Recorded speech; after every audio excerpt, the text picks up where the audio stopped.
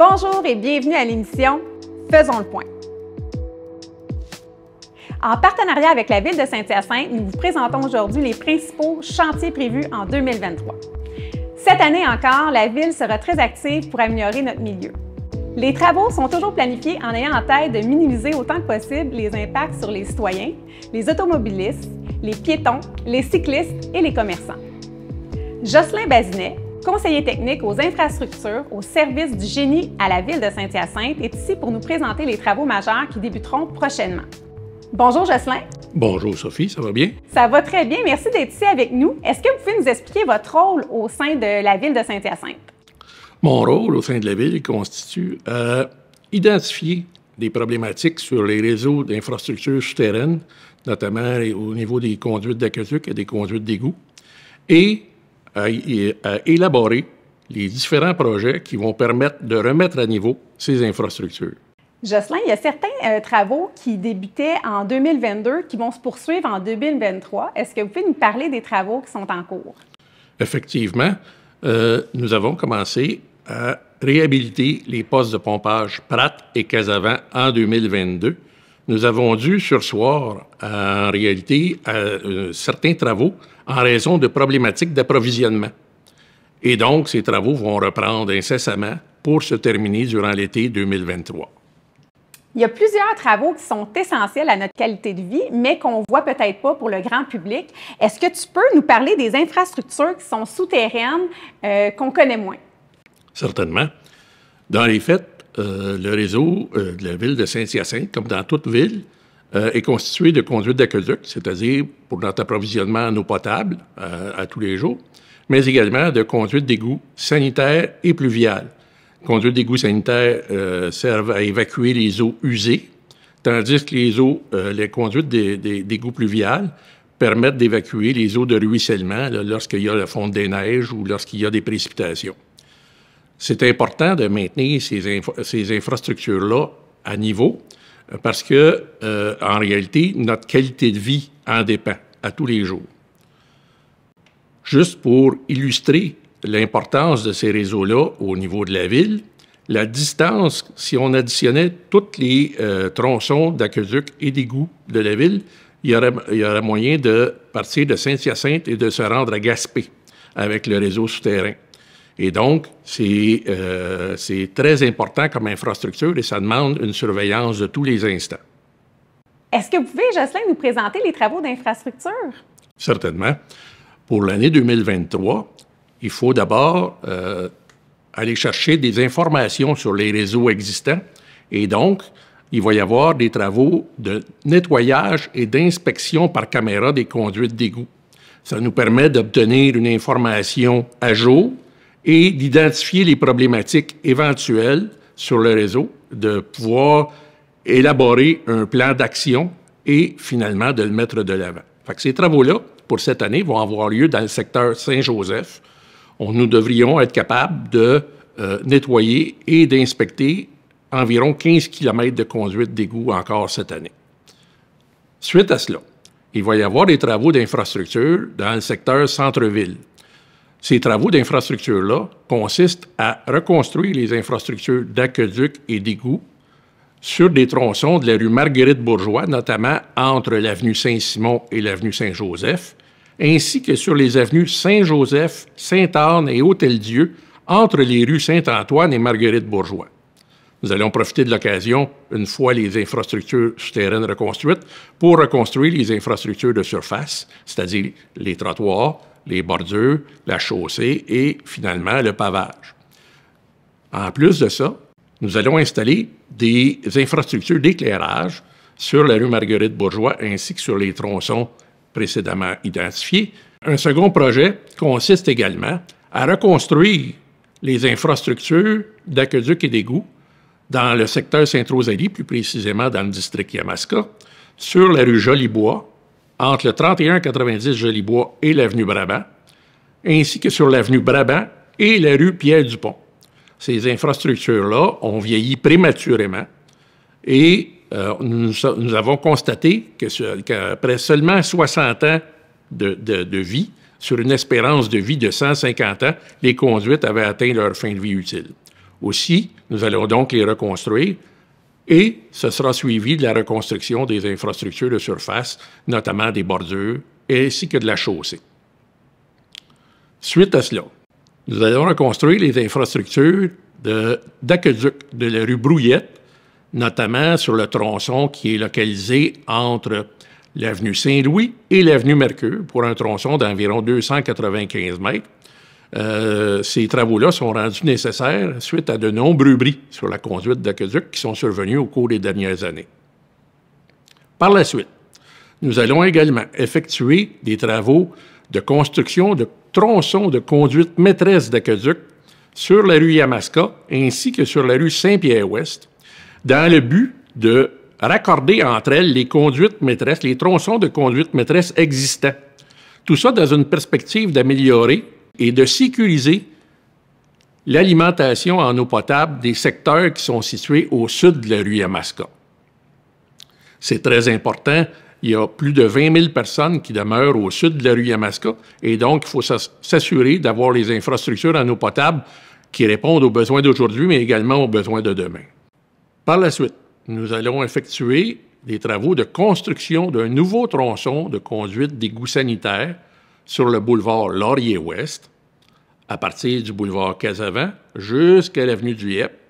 Et ces travaux s'inscrivent dans le plan de gestion des débordements afin de limiter les eaux parasitaires dans certains bassins versants de la ville et de les diriger vers d'autres bassins versants.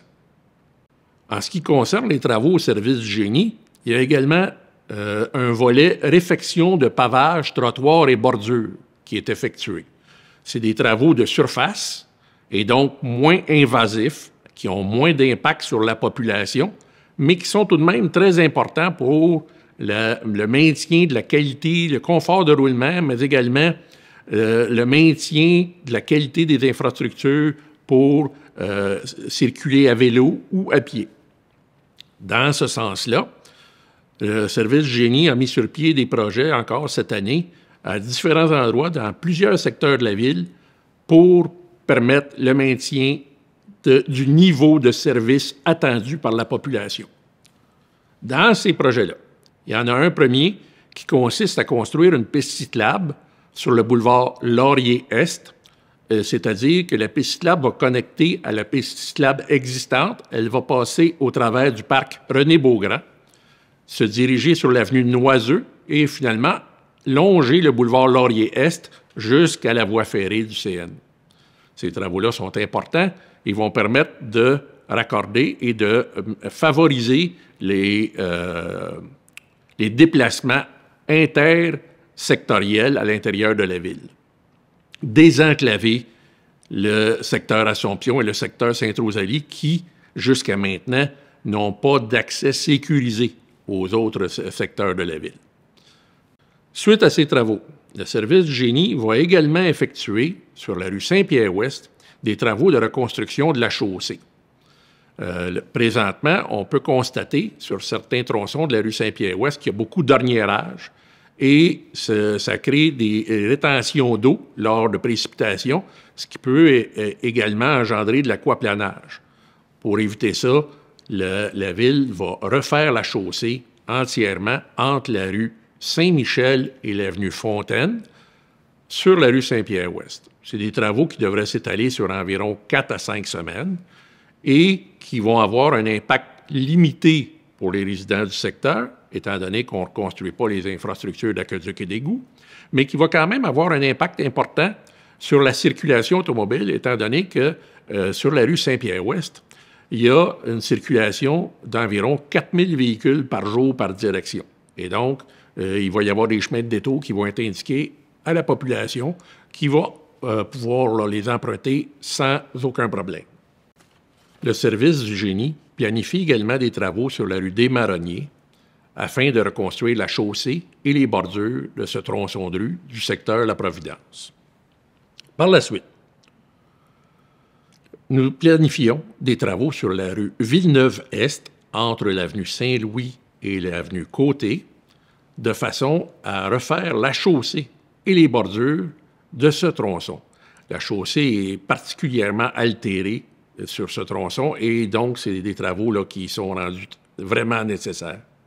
Nous planifions également des travaux sur l'avenue Saint-Luc ainsi que sur la rue Blier dans le secteur Saint-Joseph, plus particulièrement sur l'avenue Saint-Luc entre les rues Lemire et Saint-Pierre-Est, ainsi que sur la rue Blier entre la rue Champlain et l'avenue Saint-Louis. Ces travaux s'inscrivent dans la poursuite de la remise à niveau des infrastructures de surface du secteur. Par la suite, nous allons réaliser des travaux de remise en état de la chaussée de la rue des Moissons dans le secteur Saint-Thomas-d'Aquin, plus particulièrement entre les avenues Prévert et des Marais. Par la suite, nous allons effectuer les travaux de pavage sur les nouvelles rues de la ville pour les tronçons où 75% du domaine habitable est déjà construit. C'est ce qui devrait terminer les travaux du service du génie, mais également, nous travaillons en collaboration avec le service des travaux publics qui a également une programmation importante au niveau de la réfection des chaussées.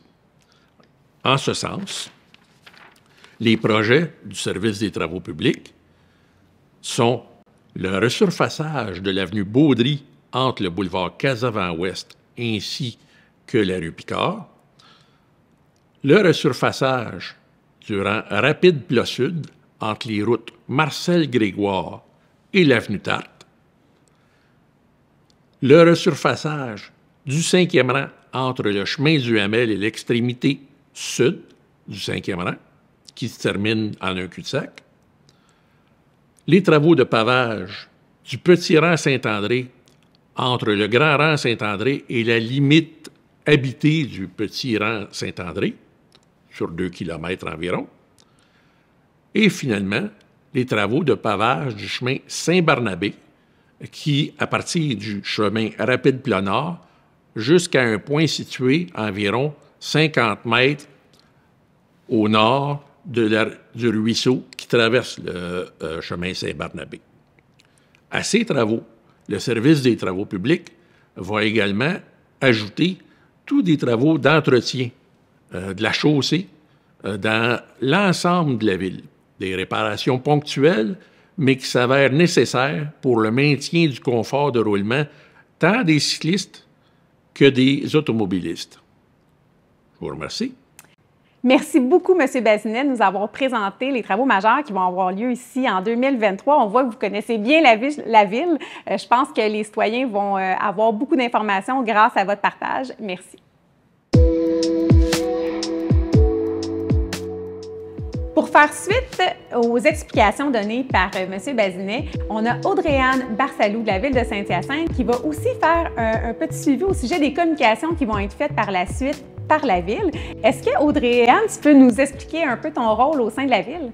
Oui, bien en fait, moi, je suis chargée de projet en communication numérique, donc je m'occupe de diffuser l'information de la Ville autant à l'interne qu'à l'externe, puis je m'occupe de toutes les plateformes numériques, soit les réseaux sociaux, le site Internet et plusieurs autres. Il y a plusieurs outils qui sont offerts par la Ville pour aviser les citoyens, pour les informer, pour communiquer l'information. Est-ce que tu peux nous parler de ces outils-là? Bien, effectivement, pour tous les travaux majeurs, on va diffuser un avis de travaux qui va être accompagné d'un plan de détour. Tout ça, ça va être disponible sur notre site Internet et sur la page Facebook dans certains cas.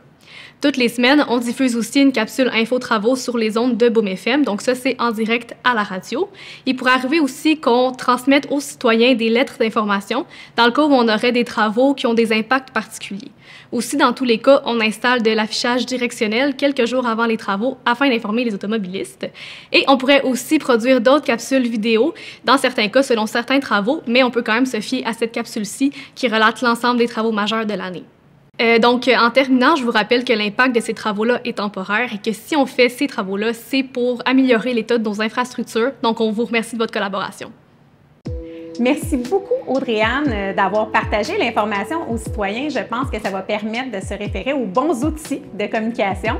Et on se revoit à une prochaine émission de Faisons le point.